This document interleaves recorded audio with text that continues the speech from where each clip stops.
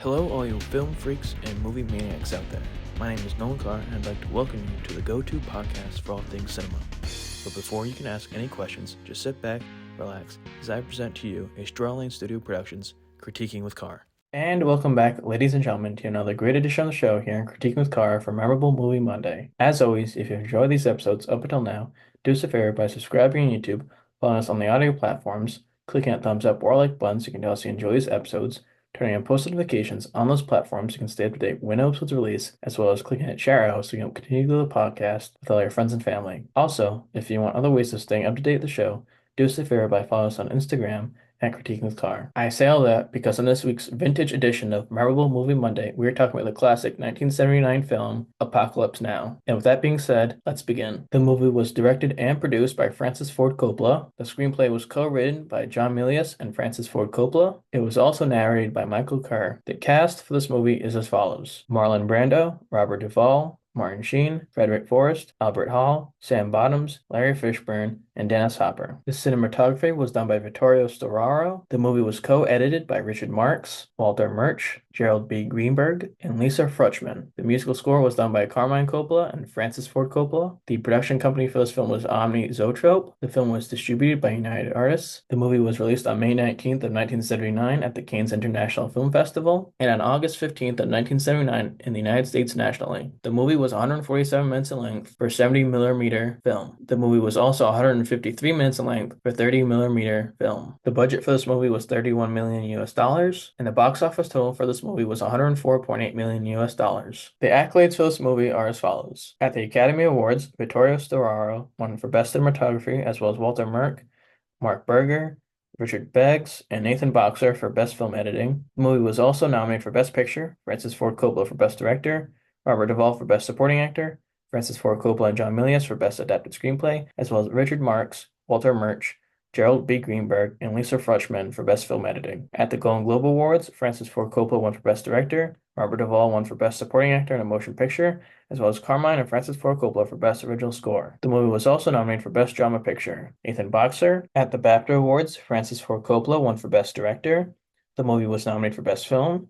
Martin Sheen for Best Leading Actor, Vittorio Storaro for Best Cinematographer, Richard Marx, Walter Murch, Gerald B. Greenberg, and Lisa Frutchman for Best Editing, Nathan Boxer, Richard P. Ciancione, and Walter Murch for Best Musical Score, Dean Tavoularis for Best Production Design, as well as Carmine and Francis Ford Coppola for the Anthony Asquith Award for Film Music. At the Caesar Awards, the movie was nominated for Best Foreign Film. At the Cannes Film Festival Awards, the movie won the Golden Palm Award for Best Picture. At the Writers Guild of America Awards, John Milius and Francis Ford Coppola were nominated for Best Original Drama Screenplay. At the National Society of Film Critics Awards, Frederick Forrest won for Best Supporting Actor. Vittorio Storaro was nominated for Best Cinematography. At the National Board of Review Awards, the movie was nominated as a top 10 film for that year. At the David D. Donatello Awards, Francis Ford Coppola won for Best Director of a Foreign Film. At the Directors Guild of America Awards, Francis Ford Coppola was nominated for Outstanding Directorial Achievement in a Feature Film. At the Boston Society of Film Critics Awards, the movie was nominated for Best Film. And finally, last but not least, at the Japan Academy Film Prize Awards, the movie was nominated for Best Foreign Language Film. And now it's time for one of my two favorite parts, which is an eye list off the top 10 highest grossing films for that year's release, being 1979's Apocalypse Now. Coming in at number 10 was The Muppet Movie. It was distributed by Associated Film Distribution. Its worldwide gross was $65.2 million. It stars Jim Henson, Frank Oz, and Jerry Nelson. Coming in at number 9 on this list was The Amityville Horror. It was distributed by American International Pictures. Its worldwide gross is $86.4 million. And it stars James Brolin, Margaret Kidder, and Rod Steiger. Coming in at number 8 was The Jerk. It was distributed by Universal Pictures. Its worldwide gross was $100 million. And it stars Steve Martin, Bernadette Peters, and Caitlin Adams. Coming in at number 7 was Apocalypse Now. It was distributed by United Artists. Its worldwide gross was $104.8 million. And it stars Marlon Brando, Robert Duvall, and Martin Sheen. Coming in at number 6 was 10. It was distributed by Warner Bros. Its worldwide gross was $107 million. It stars Dudley Moore, Julie Andrews, and Bo Derek. Coming in at number 5 was Star Trek: The Motion Picture. It was distributed by Paramount Pictures. Its worldwide gross was $139 million. And it stars William Shatner, Leonard Nimoy, and DeForest Kelley. Coming in at number 4 was Kramer vs. Kramer. It was distributed by Columbia Pictures. Its worldwide gross was $173 million. It stars Dustin Hoffman, Meryl Streep, and Gene Alexander. Coming in at number 3 was Alien. It was distributed by 20th Century Fox. Its worldwide gross was $184.7 million. And it stars Tom Skerritt, Sigourney Weaver, and Veronica Cartwright. Coming in at number 2 on this list was Rocky II. It was distributed by United Artists. Its worldwide gross was $200.1 million, and it stars Sylvester Stallone, Talia Shire, and Burt Young. And finally, coming in at number 1 on this list for the highest-grossing film for 1979 was Moonraker. It was distributed by United Artists.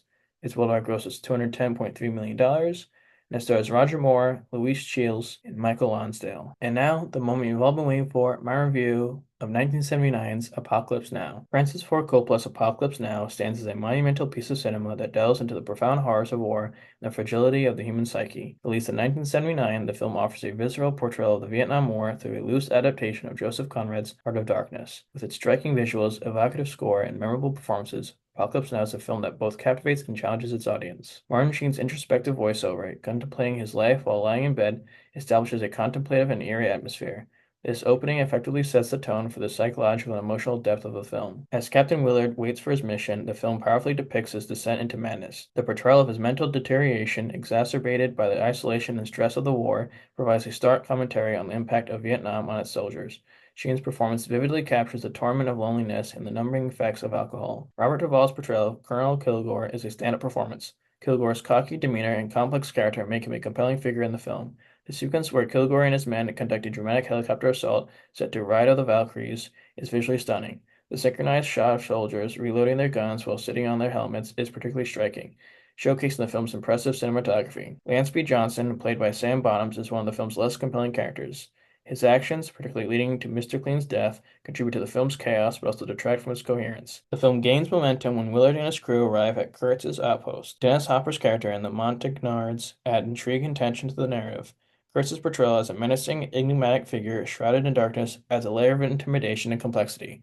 His ability to control and command his followers, despite his evident madness, is reminiscent of a larger-than-life figure, adding depth to his character. Kurtz's lengthy monologues, while occasionally slow, are profound and thought-provoking. They convey his disillusionment and the insights he has gained from his experiences. The film leaves some questions unanswered, particularly regarding the fates of Lance and Dennis Hopper's characters. Lance's disappearance after the Montagnards attack and Hopper's abrupt exit feel jarring and unresolved, impacting the film's overall coherence. In conclusion, Apocalypse Now remains a visually stunning and thematically rich film, exploring the depth of war and madness. While the film excels in its atmospheric and philosophical elements, it also presents challenges such as pacing issues and unresolved plot points.